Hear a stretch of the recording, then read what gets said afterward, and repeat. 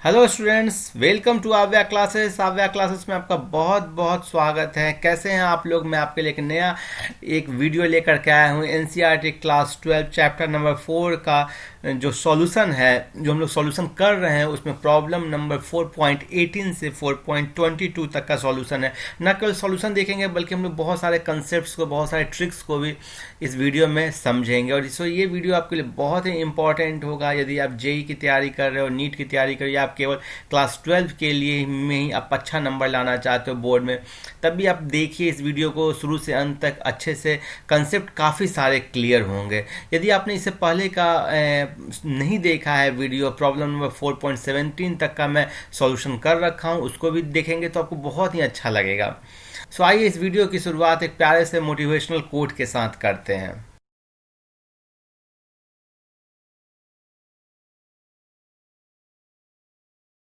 Problem number 4.18।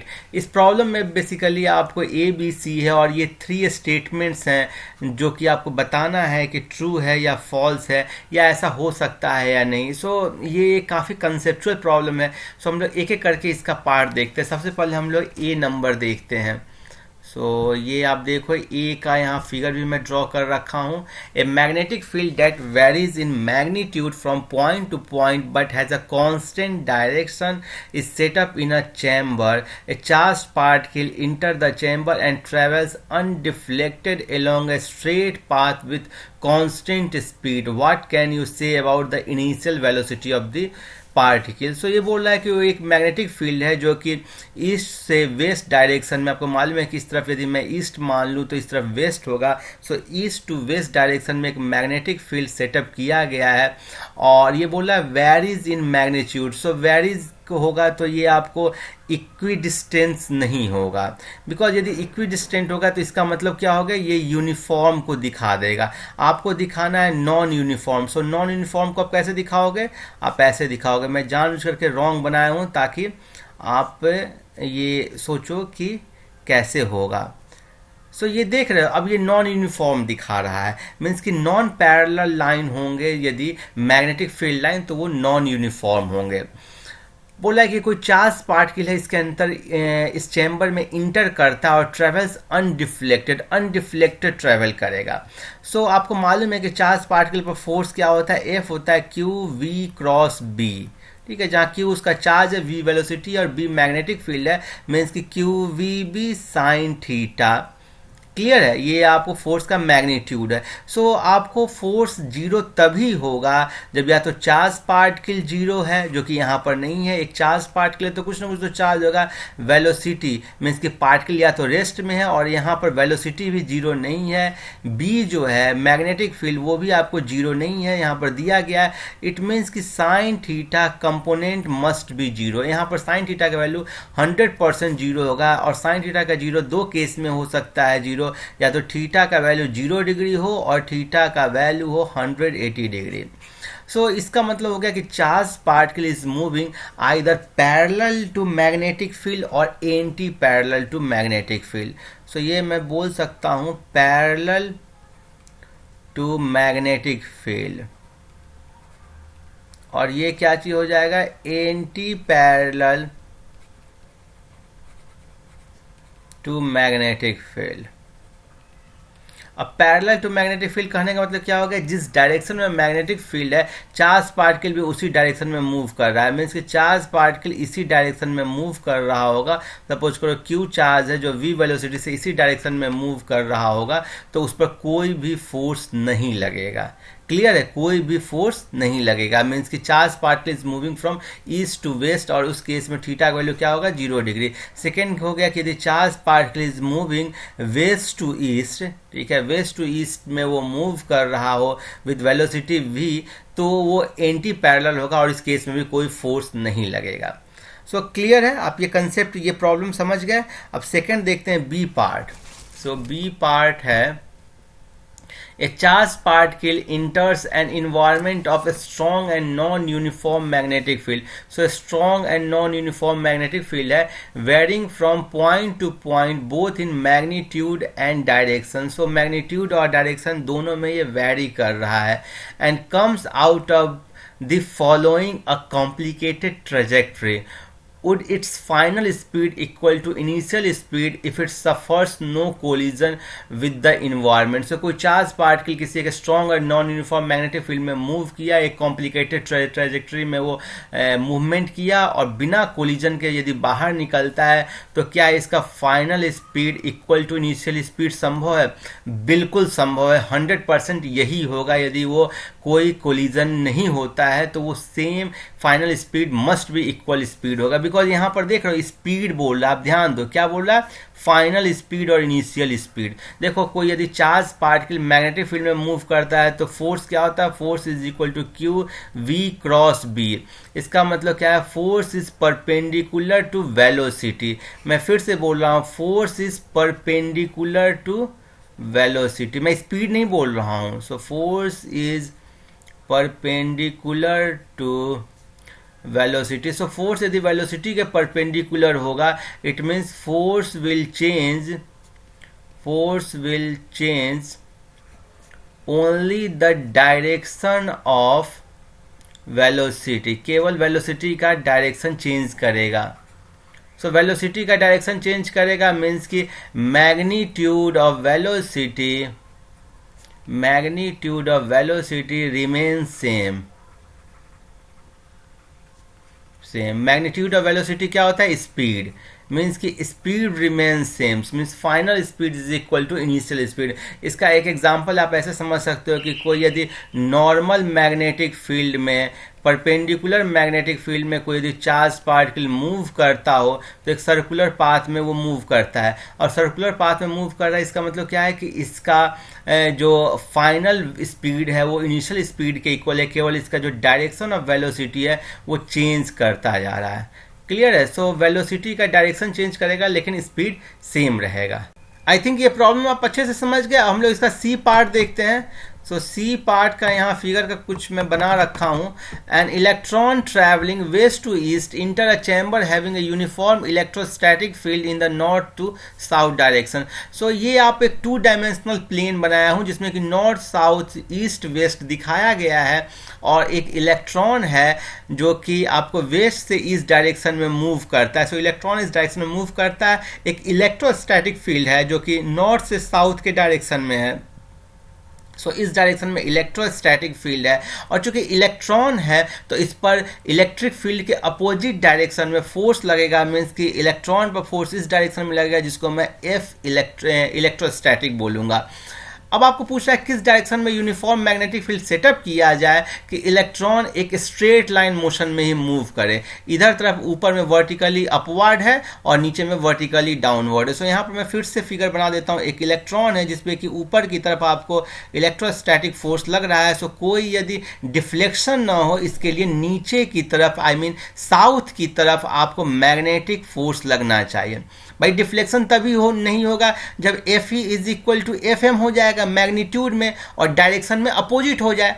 सो electrostatic force north की तरफ लग रहा है तो मैग्नेटिक फोर्स नीचे की तरफ साउथ की तरफ लगे। क्लियर है? सो अब हम लोग जानते हैं कि मैग्नेटिक फोर्स जो होता है एफ एम वो क्या होता है, क्यू वी क्रॉस बी होता है। ये तो बिल्कुल आपको याद होगा 100%। अब इलेक्ट्रॉन है यहाँ पर तो क्या हो जाएगा, E V cross B. Electron का चार्ज का वैल्यू कितना होता है, -1.6 × 10⁻19 कूलम। मीन्स कि चूंकि निगेटिव है इसका मतलब वी क्रॉस बी के अपोजिट डायरेक्शन में फोर्स होगा। So V cross B is in opposite direction of F M. क्यों अपोजिट डायरेक्शन में होगा, बिकॉज आपको निगेटिव साइन हो गया है। सो एफ एम इस डायरेक्शन में तो वी क्रॉस बी आपको इस डायरेक्शन में होगा। सो वी क्रॉस बी आपने इस डायरेक्शन में दिखा दिया। अब आपको फोर्स का डायरेक्शन या वी क्रॉस बी का डायरेक्शन मिल गया है। आपको वी का डायरेक्शन ये है। सो वी का डायरेक्शन आपको ईस्ट की तरफ है। अपने राइट हैंड के 4 फिंगर्स को आप वी की तरफ रखो और आप देखो कि किस तरफ, या तो नीचे की तरफ टर्न करके या ऊपर की तरफ टर्न करके, किस तरफ टर्न करके वी क्रॉस बी आपको नॉर्थ की तरफ मिलता है। तो आप आराम से देख कर समझ जाओगे ट्राई करोगे तो, कि यदि आप नीचे की तरफ टर्न करोगे तभी आपको थंब ऊपर ये नॉर्थ की तरफ आएगा। सो ई के अलोंग अपने राइट हैंड के 4 फिंगर्स रखो और नीचे की तरफ वर्टिकली डाउनवर्ड डायरेक्शन में आप टर्न करोगे तो वी क्रॉस बी इस डायरेक्शन में होगा और वी क्रॉस बी उस डायरेक्शन में होगा, तो एफ मैग्नेटिक आपको इलेक्ट्रोस्टैटिक फोर्स के अपोजिट डायरेक्शन में होगा। इसका मतलब magnetic field should be set up in the vertically downward direction. So आप लिखोगे magnetic field should be set up in vertically downward direction। अब चाहोगे तो फ्लेमिंग लेफ्ट हैंड रूल से भी इसको निकाल सकते हो। क्लियर है? फ्लेमिंग लेफ्ट हैंड रूल के लिए मेरे जो वीडियो नंबर इसका सेकंड है उसमें ढंग से Fleming left hand rule discuss किया गया है। आगे बढ़ते हैं, नेक्स्ट प्रॉब्लम देखते हैं। नेक्स्ट प्रॉब्लम है problem number 4.19। An electron emitted by an heated cathode and accelerated through a potential difference of 2 kilovolt enters a region where uniform magnetic field of 0.15 Tesla. Determine the trajectory of electron if the field is transverse to its initial velocity and if the field is making an angle 30 degree with the initial velocity। देखो बहुत ही आसान problem है लेकिन बहुत ही conceptual problem है। इसमें आपको 2 cases discuss किए गए हैं। पहला केस है जब मैग्नेटिक फील्ड आपको इनिशियल वेलोसिटी के ट्रांसवर्स है, मीन्स कि परपेंडिकुलर डायरेक्शन में है, और दूसरा तब है जब वो इनिशियल वेलोसिटी से 30 डिग्री एंगल बना रहा है। फिर जो इलेक्ट्रॉन है वो एक पोटेंशियल डिफरेंस 2 किलोवोल्ट से एक्सेलरेटेड हो रहा है। सो जब भी ये दिया जाए ना, आपको एक ही काम के लिए एग्जामिनेशन में देता है और किसी काम के लिए नहीं देता है। जब आपको लगाना होता है E into capital V is equal to 1/2 mv², means कि किसी भी चार्ज पार्टिकल को जिसका चार्ज Q है उसको यदि V पोटेंशियल डिफरेंस से एक्सेलरेट किया जाए तो उसमें जो एनर्जी आती है वो होता है Q इंटू V। यहाँ पर इलेक्ट्रॉन के केस में क्या हो जाएगा, E इंटू कैपिटल V। ठीक है, V क्या है, पोटेंशियल डिफरेंस, और ये इक्वल हो जाता है आपको काइनेटिक एनर्जी में चेंज, दैट इज 1/2 mv²। सो यहाँ से आपको इसका इनिशियल वेलोसिटी V निकलेगा, वो क्या होगा, E capital V 2E capital V divided by m का स्क्वायर रूट। बस इसका यही यूज होता है। क्लियर है? सो ये तो आप समझ गए। अब क्या है कि आपको यदि फील्ड नॉर्मल हो, परपेंडिकुलर हो, और एक चार्ज पार्टिकल को एक uniform magnetic perpendicular magnetic field में एक वेलोसिटी v से थ्रो किया जाता है तो क्या चीज़ में मूव करता है, एक सर्कुलर पाथ में मूव करता है। और सर्कुलर पाथ का जो रेडियस होता है वो रेडियस आपने देख रखा है, r is equal to mv/qb। ठीक है, सो इस पर्टिकुलर प्रॉब्लम में r is equal to m into V का वैल्यू कितना है, square root 2E capital V, ये कैपिटल V है, ठीक है, divided by m into Q का वैल्यू क्या है, इलेक्ट्रॉन का चार्ज, और B हो गया 0.15 टेस्ला। सो सारा वैल्यू मैं पुट करूंगा, देखो आ जाएगा answer 9.1 into 10 to power minus, पहले इसको और m को अंदर ले जाते हैं। सो स्क्वायर रूट क्या हो जाएगा, 2E capital V by m, और ऊपर में m² हो जाएगा, और E फिर अंदर में जाएगा तो E² हो जाएगा, डिवाइडेड बाई 0.15। सो इससे ये कैंसिल हो गया, इससे ये कैंसिल हो गया। सो ये हुआ square root 2mv divided by E divided by 0.15, और आप इसको सॉल्व कर दोगे। सो ये हो जाएगा 2 इंटू एम का वैल्यू कितना है, 9.1 into 10 to power minus 31। V का वैल्यू दिया गया 2 किलो इलेक्ट्रॉन वोल्ट, तो 2 इंटू 10 टू पावर क्यू, और चार्ज का जो वैल्यू होता है 1.6 इंटू 10 टू पावर माइनस 19 का स्क्वायर रूट डिवाइडेड बाई 0.15। इसको हम लोग फर्दर सॉल्व करेंगे तो क्या होगा, देखो 4 into 9.1 into 10 to the power minus 9 divided by 1.6 divided by 0.15। अब ये क्या करो, इसमें से आप 10 ले लो तो ये हो जाएगा square root 4 into 91 divided by 1.6 into 10 to the power minus 5।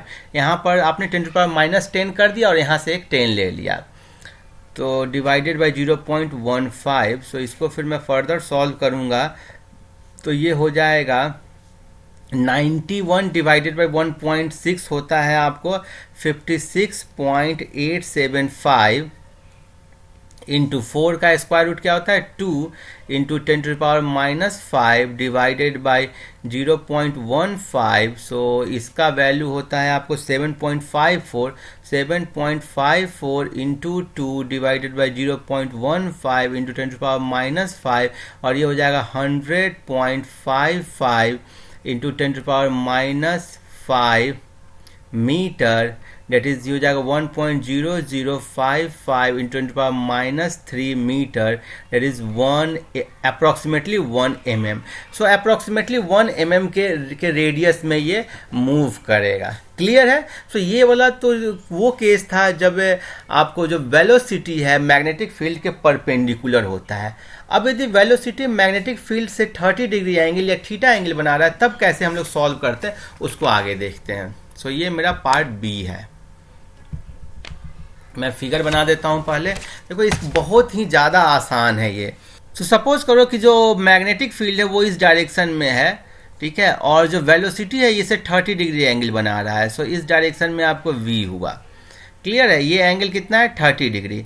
अब इस v का दो कंपोनेंट होगा, एक पैरेलल कंपोनेंट होगा, एक परपेंडिकुलर कंपोनेंट होगा। तो ये आपको क्या हुआ पैरेलल कंपोनेंट, जिसको आप बोलोगे v पैरेलल, और इसका वैल्यू कितना होगा v cos 30 डिग्री। क्लियर है। और एक परपेंडिकुलर कंपोनेंट होता है जो होगा आपको v sin 30 डिग्री। सो v sin 30 डिग्री होगा परपेंडिकुलर कंपोनेंट। अब आपको मालूम है कि फोर्स क्या होता है, मैग्नेटिक फोर्स होता है q we cross b, means कि Q we B sine theta. आप इसको ऐसे भी बोल सकते हो q b into v sine theta. So clearly जो वी साइन थीटा वाला कंपोनेंट है उसके कारण मैग्नेटिक फोर्स लगेगा, और वी कॉस थीटा जो बी के एलोंग है उसके कारण कोई भी फोर्स नहीं लगेगा। सो क्लियरली इसके मोशन को एनालाइज करने के लिए आपको दो डिफरेंट मोशन को एनालाइज करना पड़ेगा। One motion due to v sin theta and other is due to v cos theta. So पहले हम लोग v sin थीटा के कारण देखते हैं। तो v sin थीटा के कारण फोर्स क्या होगा q v क्रॉस b। अब आप देखो यहाँ पर इलेक्ट्रॉन है, चार्ज क्या है इलेक्ट्रॉन है, मीन्स कि e v cross b means कि v क्रॉस b के अपोजिट डायरेक्शन में फोर्स लगेगा। सो v क्रॉस b का डायरेक्शन निकालने के लिए v sin थीटा की तरफ अपने राइट हैंड के 4 फिंगर्स को रखो और b की तरफ आप कर्ल कर दोगे तो देखोगे थंब आपको अंदर की तरफ पॉइंट आउट कर रहा है। लेकिन चूंकि यहाँ पर इलेक्ट्रॉन है, एक निगेटिवली चार्ज्ड बॉडी है, तो आपको जो फोर्स लगेगा वो क्या लगेगा बाहर की तरफ लगेगा। सो फोर्स बॉडी में बाहर की तरफ लग रहा है, और इस बाहर की तरफ के कारण बॉडी एक सर्कुलर पाथ में ऐसे ऐसे रोटेट करेगा।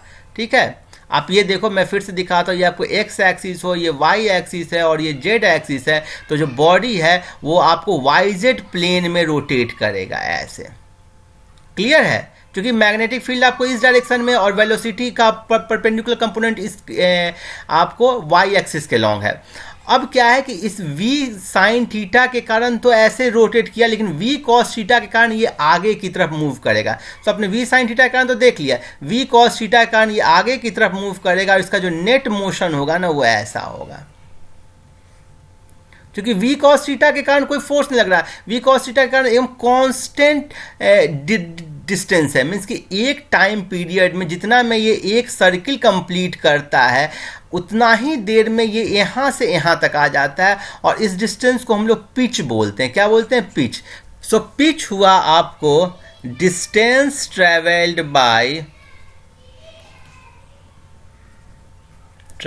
By charge particle along magnetic field in one time period। मैं इसको और आपको फर्दर समझाता हूं। देखो, एक टाइम पीरियड में जब ये यहां से यहां तक आया ना, ठीक है, एक टाइम पीरियड में जब वर्टिकल डायरेक्शन में ये एक सर्किल कंप्लीट किया उस समय तक ये यहाँ पर आ चुका था। ठीक है। सो इस टाइप के मोशन को क्या बोलते हैं? हेलिक्स मोशन या हेलिकल मोशन। और ये आपको हुआ पिच ऑफ हेलिक्स, हेलिक्स का क्या पिच। अब ये डिस्टेंस कैसे कैलकुलेट करोगे, इस तरफ जो वेलोसिटी है वो है आपको v cos थीटा, और टाइम कितना हुआ, टाइम पीरियड हुआ t, जहाँ t का वैल्यू कितना होता है, t आपको मालूम है 2 पाई m/qb। क्लियर है, बिकॉज टाइम पीरियड t आपको याद यदि नहीं है तो मैं फिर से रिकॉल करा देता हूँ। t होता है 2 पाई बाई ओमेगा, ओमेगा क्या होता है, ओमेगा होता है v/r, और r का वैल्यू है आपको mv/qb। सो यहाँ से आ गया 2 पाई m/qb। सो आप क्लियरली जो पिच होगा वो क्या होगा, v cos थीटा इंटू 2 पाई m/qb। और यहाँ पर जो रेडियस जो इस आपको हेलिकल पाथ जो मूव कर रहा है, तो इसका जो रेडियस है r क्या हो जाएगा, mv परपेंडिकुलर बाई qb, जहां v परपेंडिकुलर क्या है, v sign theta. So mv sine theta by qb, q का वैल्यू क्या है आपको, इलेक्ट्रॉन है। सो इलेक्ट्रॉन का charge divided into b। So I think आप ये समझ गए होगा। मैं सारा वैल्यू पुट कर देता हूं और आपको फिर आंसर दिखा देता हूं। सो r आप निकालोगे, m का वैल्यू हो गया 9.1 × 10⁻31, v का वैल्यू है आपको निकाले थे √2e capital v/m into sine 30 degree हो गया, साइन 30 डिग्री होता है 1/2 डिवाइडेड बाई e का वैल्यू हो गया e, और b का वैल्यू होगा 0.15। सो बिल्कुल पिछले वाले की तरह है, केवल डिफरेंस क्या है, 1/2 आ गया है। सो इस पूरे टर्म का वैल्यू हम लोगों ने पिछले प्रॉब्लम में निकाला था, वो क्या आया था, 1 mm आया था। सो 1 mm into 1/2 that is 0.5 mm। सो अब जो रेडियस है ना वो छोटा हो जाएगा, और ये अब एक पिच भी इंट्रोड्यूस होगा, और इसका मोशन हेलिकल मोशन होगा। आई एम श्योर आपको वीडियो बहुत अच्छा लगा होगा। आप इसे प्लीज़ लाइक कीजिए, शेयर कीजिए। इस चैनल को आपने सब्सक्राइब नहीं किया तो इसे प्लीज़ सब्सक्राइब कीजिए। इस चैनल के बारे में अपने फ्रेंड्स को बताइए। कुछ भी डाउट हो, कुछ भी कमेंट्स हो तो मुझसे आप पूछिए। मैं आपके हर प्रॉब्लम को, हर डाउट को मैं सॉल्व करूँगा। Keep watching, happy learning, thank you.